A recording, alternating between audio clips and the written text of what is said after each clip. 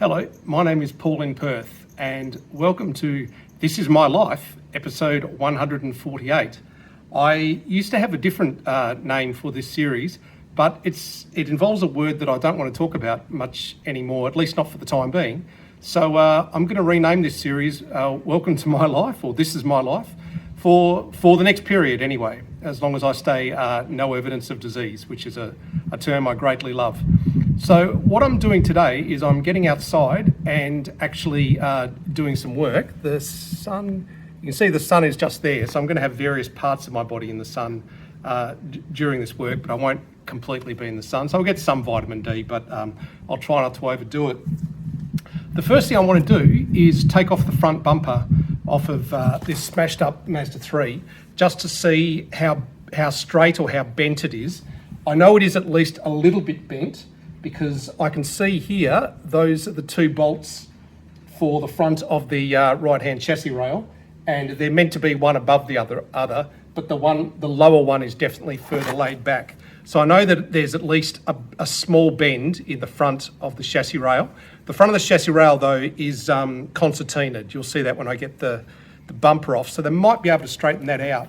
I did also notice, though, when I measured across the engine bay, using my daily, so I've got another car over there that has not been in an accident, so I know that its dimensions are all perfect. And I measured off that one, and I know that this one is 11 millimetres further across. So this wheel arch, or the top of this wheel arch, has actually moved 11 mil outwards. So I'm going to get on with removing this front bumper. I'll probably put it on a sped up time thing and give you that. Before I do that though, I just do want to show you one tip that pretty much anyone can use, maybe if you're changing a spare tyre. And bearing in mind that Australia is a metric country, so all the sockets, or most of the sockets we use are metric. There is one non-metric spanner though, or socket that I have in my set, and I don't know if you can read that, but it's 1 1/16 of an inch, which is a really bizarre size. But the thing is, this is the jack that you get with Mazda. I think you get a similar one with various other models, and the 1 1/16 inch just fits over the end of it. Now what that means is I don't need to use a hand crank to put it up and down. What I can do is I can put this socket on an impact wrench. I can put the impact wrench on the end of the jack system, and I can put it up and down like that. And that saves a lot of time and a lot of hand cranking. So if you have this style of jack in your vehicle, and if you have a Mazda within the last 15 or 20 years, it almost certainly looks like this, then yeah, consider getting yourself a 1 1/16 inch socket to go on the end of it. That's definitely for Mazda. For other brands, just find out what size fits and go for it. Okay, so I'm going to put myself onto time lapse now, and let's get this front bumper off.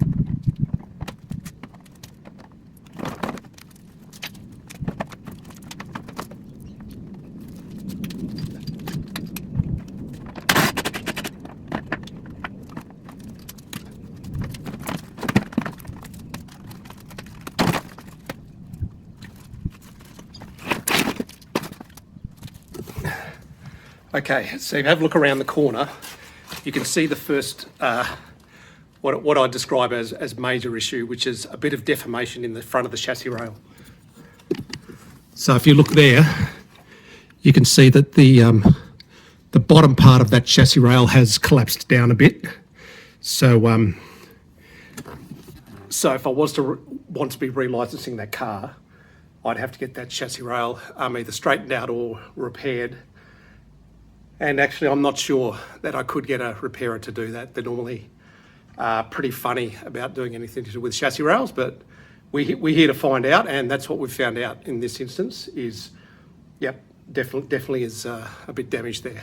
So that is what that is. So that's life. Okay, I think what I might do next is remove this here, which is the wiper washer bottle, because that would certainly need to be replaced if we were going to relicense this car. So I'll just get on with removing this.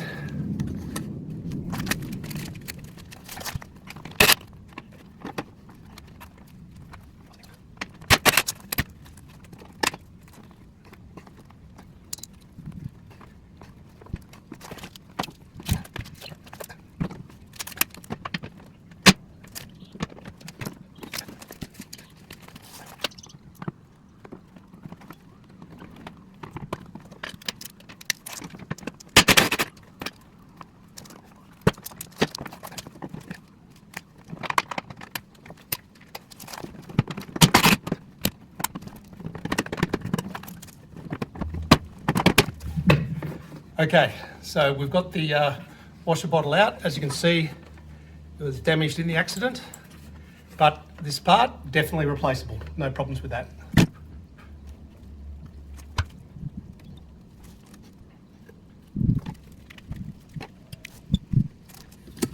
Okay, when I used the OBD scanner to look on the onboard computer, the only error this car was coming up with was saying power assisted control module not responding. Basically, I'm not getting a signal from the power assisted steering.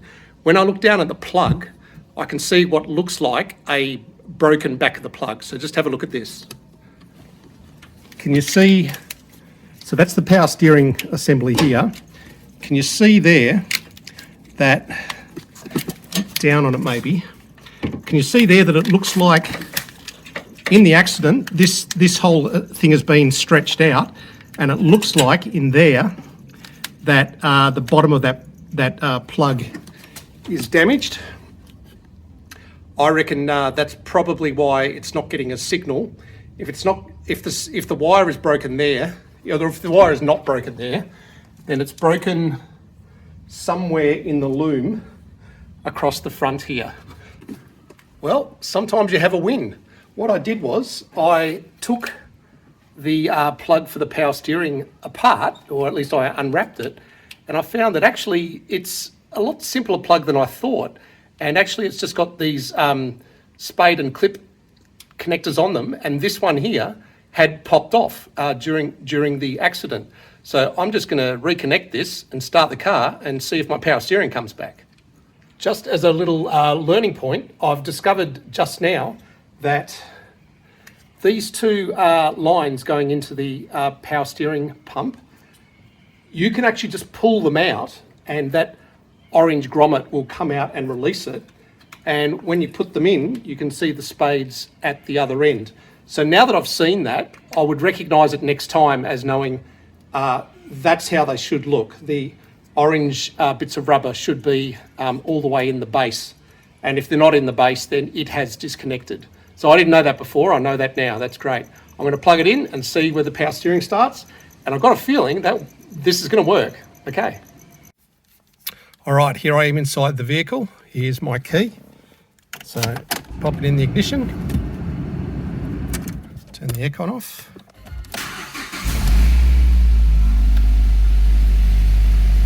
And no error light for the power steering. So those three lights you can see on the right there are, the blue one means, hey, that's focus has gone crazy. Let's see if I can go there. That blue one means that the car hasn't come up to operating temperature yet.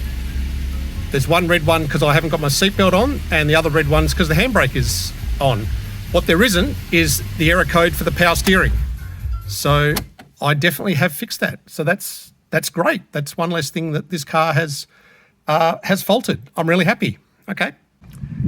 Hello there. It's the next day now, and it's in the morning. So as you can see, The front of the car is in direct sunlight now, and as you know, I'm on a quest to get more vitamin D. So I'm going to try and do probably 15 minutes or so, maybe even 20 minutes in the sun. I've already been in the sun for about 10 minutes at this point though, so I've got about 10 minutes left to go. And I've had a development. A friend of mine that recycles old cars for scrap metal has just got this exact model in to be scrapped. And he is quite fine for me to take my bent parts over to him and grab straight parts from him and just do a one-for-one swap, and I'll bring them back and I'll be able to work out how straight or bent this car is. I'm quite sure that the chassis rail, the very front of it, is bent. I can see that. What I don't know is if the right hand wheel arch is bent. If it's not bent, and the only thing I've got to fix is this bend here, I might even be able to get this car back on the road, but I really don't know that at this point. So I'm going to spend the next 10 minutes pulling off the front of this. Then I'm going to turn the car around so that it's in the shade, because I don't want to get sunburnt, and I'm going to keep going. So this is where I get to use my favourite tool, which is the portable angle grinder, because as you can see, the front of this chassis rail here, there's two bolts behind that there that I can't get to unless I cut the metal out. So that's my next job to do right now. So off we go.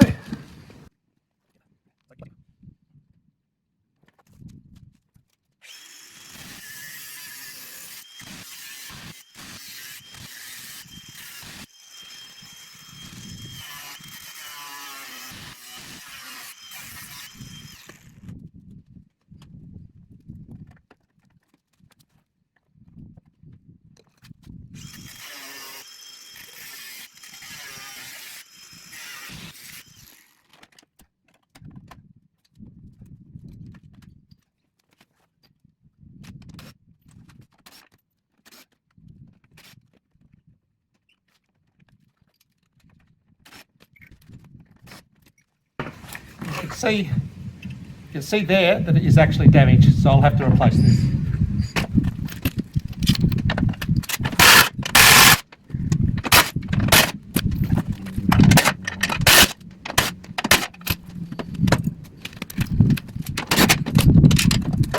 There we go. So that part's called the bumper reinforcing bar, and as you can see, it copped a hit, so that's going to have to be replaced as well. This here is the radiator frame.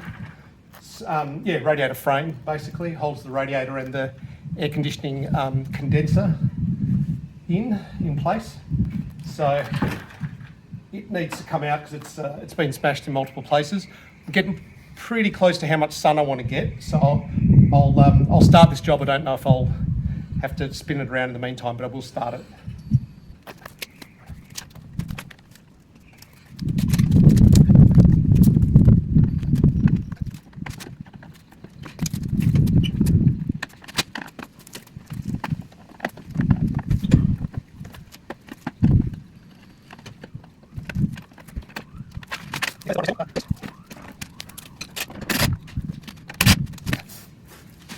This here is an interesting little sensor. This is the sensor that detects when you've had a frontal collision and it needs to set off the airbags. So this little sensor here has saved, I don't know, maybe millions of lives at this point. Really fantastic. They're quite simple on the inside how they work, but what a wonderful invention airbags are. And it all starts with that front sensor.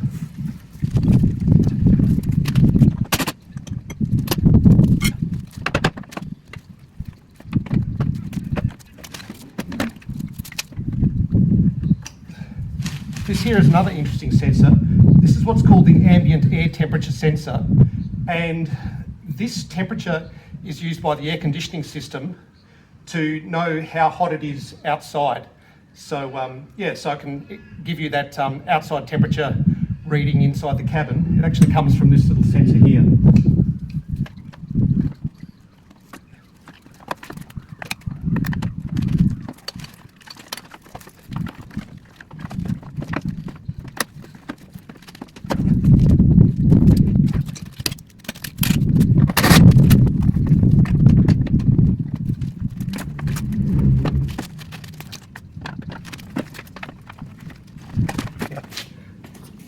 Okay, so I've got the radiator frame out now, and you can see it's been smashed through here, smashed through here, smashed through here, which is a real shame. Oh, big smash there and there as well. So we'll need to replace that. I've probably had my allotment of sun for today. I do want vitamin D, but I don't want to be sunburnt. So I might just pause the recording and I'm going to move some things and flip the car around. Okay, I've got the car turned around now, and it's time for me to take off the fender and the plastic fender liner. So let's get on with that job.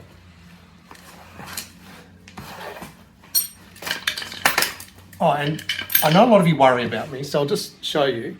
I've got the jack there now, but once I get this wheel off, I'm going to be putting the wheel under the car so that if the jack fails, all it's going to do is fall on the wheel, okay? So I don't want you to worry about me damaging myself, okay?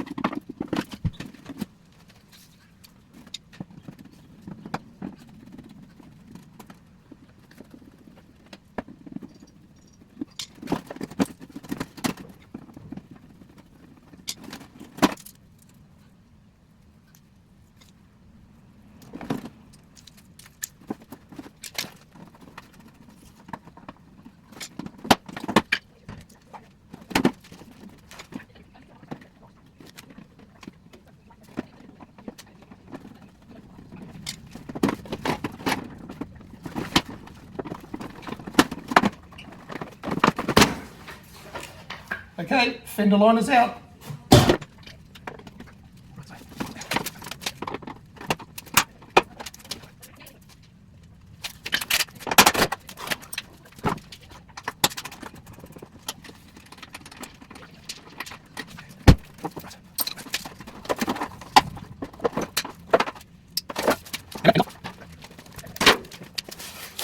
Okay, well that's probably as far as I'm going to strip this car down for now. The next stage will be for me to get out to my mate's place and take all my bent parts and split parts and replace them with brand new bits. So yeah, I don't know when that'll be. It's I'll probably pick a cool day because that's going to be out in the sun the whole time. So I've got to pick my day carefully. So it's now Thursday the 28th of November. I've loaded all of the busted bent up parts into the back of our good car, and I'm about to head out to my friend's scrapyard because he's got a BL out there that I'm hoping is mostly straight, which means I hopefully can get a bunch of replacement parts for this car that I'm deciding to either wreck or fix. So I'm going to get out in the sunshine, I'm going to get vitamin D, and I'm getting out of the house, importantly. So the rehabilitation continues. I probably won't film at my friend's work, so I'll catch up again when I get home. Okay, so I'm back from the scrapyard, and I got a ton of parts, and actually I think I've got almost everything I would need to put my car back together, assuming that the chassis straightening out isn't difficult or too expensive, basically. So yeah, I've had a good day. I got out in the sun. I don't think I'm sunburnt, and I only needed one Band-Aid. So there you go. So I've had a development with the this smashed up car, and it's bad news, I'm afraid, and it's a lesson, a reminder for me, and maybe a lesson for you. I hadn't noticed, and I'll give you a close-up. I don't know whether you can see it there, but the roof of the car actually has hail damage on it, and that knocks a fair bit off what would be the resale value of this car if I was to fix it up, and I'm quite certain in that case it makes it uneconomic to repair. So I'll just flip the camera around and I'll show you the damage, but fact is, this car here is going to be wrecked for parts. I'm not sure how well it's going to come up on camera, but across the roof there are divots.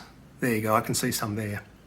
So yeah, so the car is hail damaged, and unfortunately that's the death knell for this car. Sometimes it's a really simple thing. Okay, so I'll end this episode of This Is My Life here. So this is where I'm at. We're heading into the weekend and I've got a car to wreck. So we'll see how the ad goes. See ya. Oh, don't forget to press the like. See ya.